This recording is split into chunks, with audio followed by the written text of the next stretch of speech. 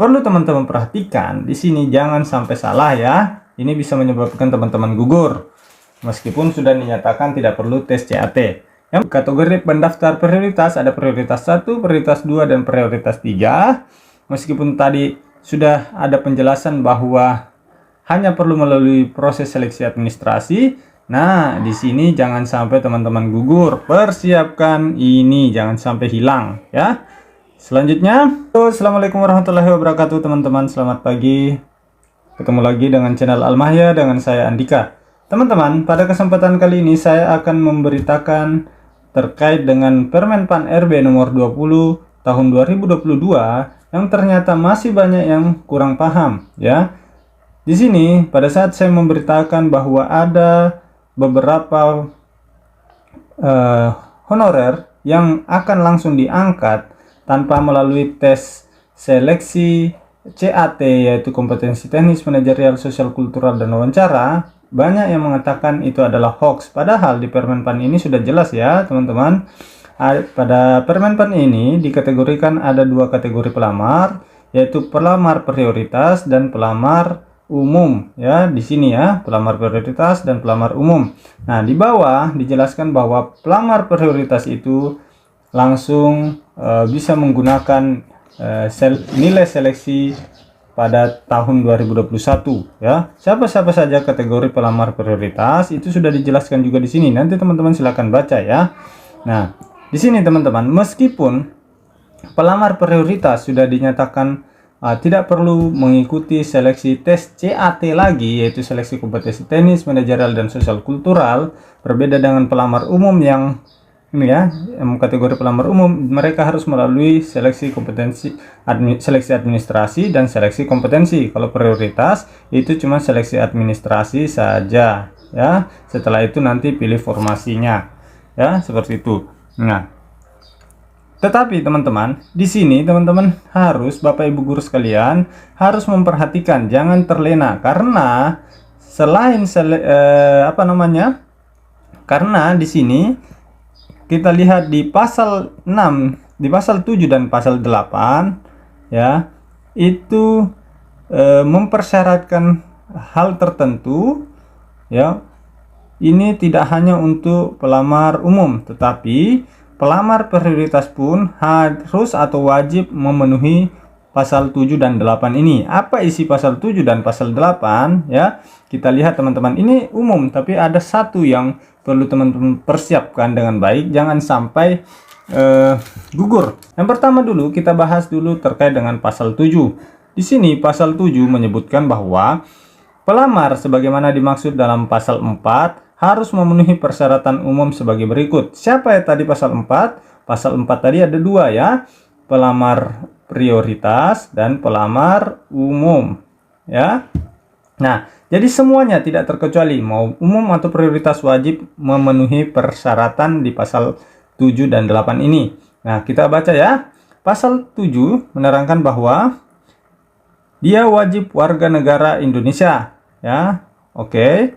Usia paling rendah 20 tahun dan paling tinggi 59 tahun pada saat pendaftaran ya. Pada saat pendaftaran usianya paling rendah 20, maksimal 59. Terus selanjutnya, tidak pernah dipidana dengan pidana penjara berdasarkan putusan pengadilan yang berkekuatan hukum tetap karena melakukan tindakan pidana dengan pidana penjara 2 tahun atau lebih. Jadi kalau pernah dipidana 2 tahun penjara atau lebih itu dinyatakan tidak bisa mendaftar ya.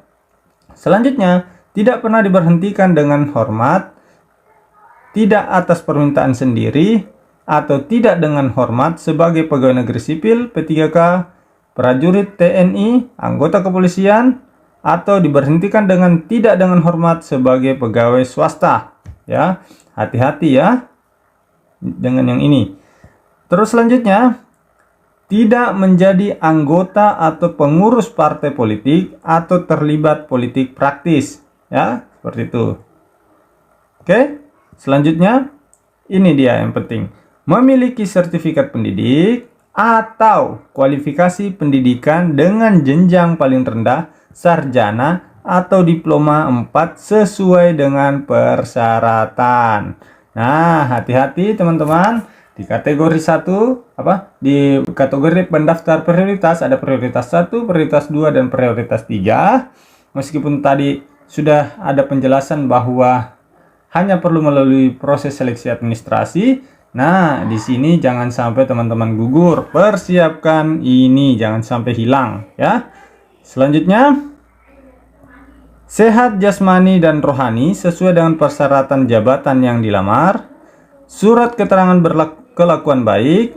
Selanjutnya, persyaratan lain sesuai kebutuhan jabatan. Nah, nanti di sini persyaratan lain sesuai kebutuhan jabatan ini teman-teman harus perhatikan juga apa yang diminta dari instansinya, silakan penuhi.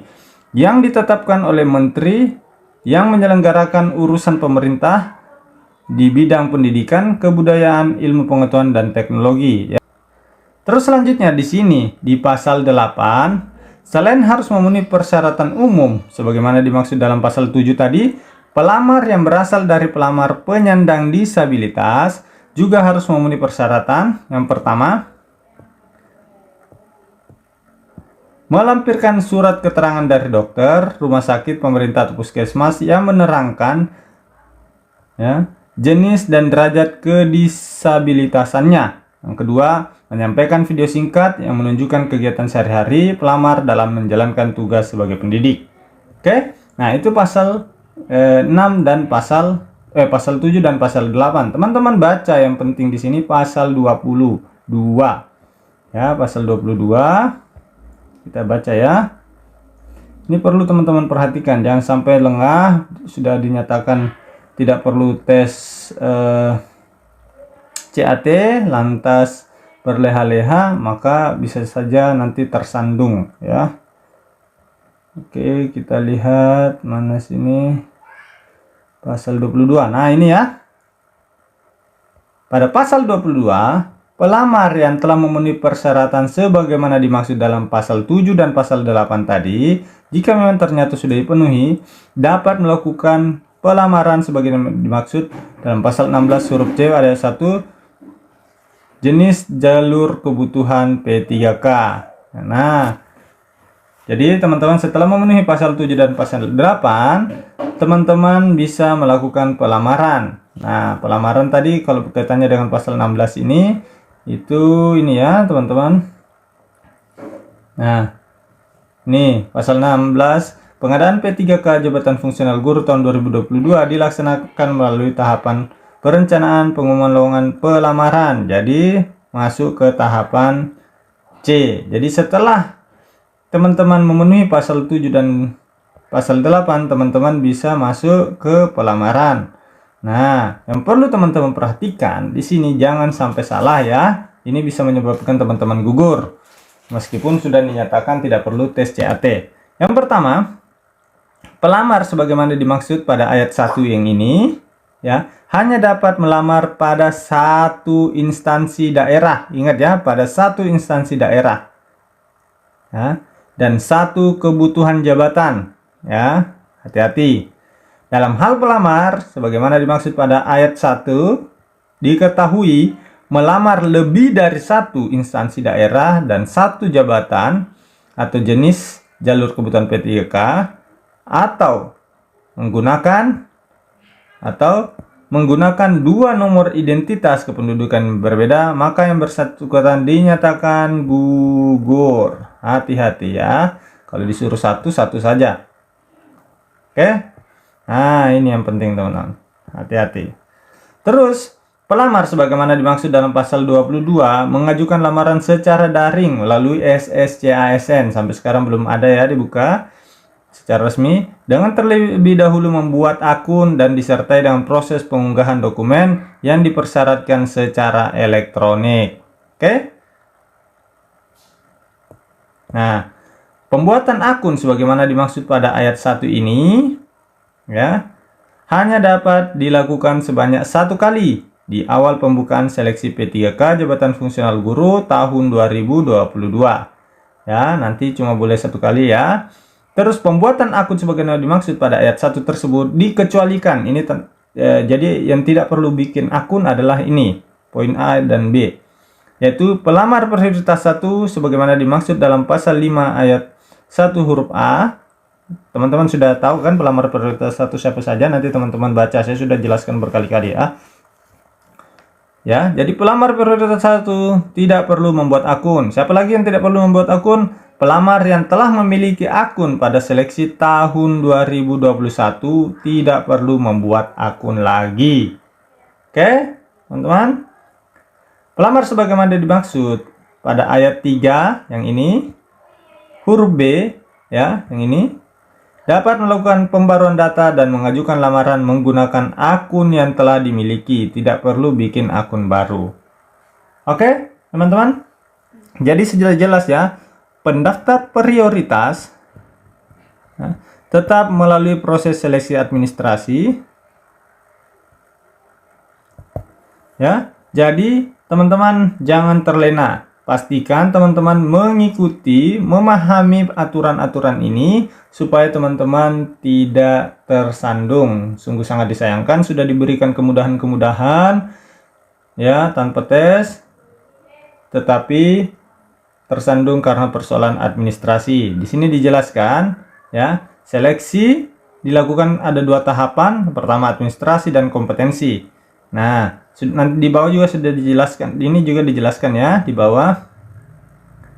Administrasi itu dilakukan untuk mencocokkan persyaratan administrasi dan kualifikasi dengan dokumen pelamar ya. Seleksi administrasi sebagai dimaksud pada ayat 1 dilakukan oleh Pansel instansi daerah. Oke, sedangkan untuk kompetensi itu ya ada kompetensi teknis, manajerial, sosial, kultural, dan wawancara. Nah, ini ya dijelaskan di sini. Untuk seleksi prioritas ya, seleksi kompetensi bagi pelamar prioritas 1 menggunakan hasil seleksi tahun 2021. Seleksi kompetensi sebagaimana dimaksud pada ayat 1 terdiri atas seleksi kompetensi 1 dan seleksi kompetensi 2. Dalam hal pelamar sebagaimana dimaksud pada ayat 1 mengikuti seleksi kompetensi 1 dan seleksi kompetensi 2, hasil seleksi yang digunakan mengikuti ketentuan sebagai berikut. Ya, ini nanti teman-teman baca sendiri saja ya.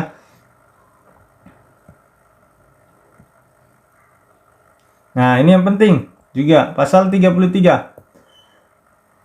Pelamar prioritas wajib mendaftar pada sekolah tempat bertugas sepanjang tersedia kebutuhan yang sesuai dengan sertifikat pendidik atau kualifikasi akademik yang dimiliki. Jika tidak tersedia kebutuhan dengan di tempat tersebut, maka pelamar prioritas dapat mendaftar ke sekolah lain yang masih tersedia kebutuhannya.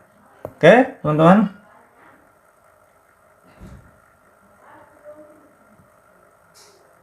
Nah, berbeda dengan seleksi untuk pendaftar umum ya, mereka harus melalui seleksi kompetensi yang dilakukan dengan menggunakan sistem CAT-UNBK. Siapa saja mereka pendaftar umum ya, sudah ada di atas tadi ya. Oke, itu selain kategori prioritas 1, 2, 3. Oke, teman-teman. Nah, ini pelamar umum dinyatakan lulus jika nilai yang diperoleh memenuhi nilai ambang batas dan berperingkat terbaik.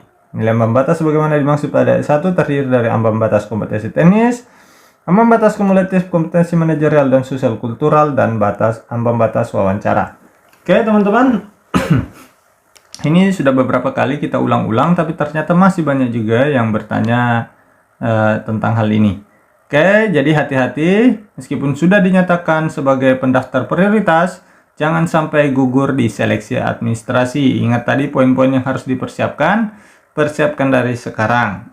Oke, Bapak Ibu guru sekalian, semoga ini informasinya bermanfaat. Sekian, Assalamualaikum warahmatullahi wabarakatuh.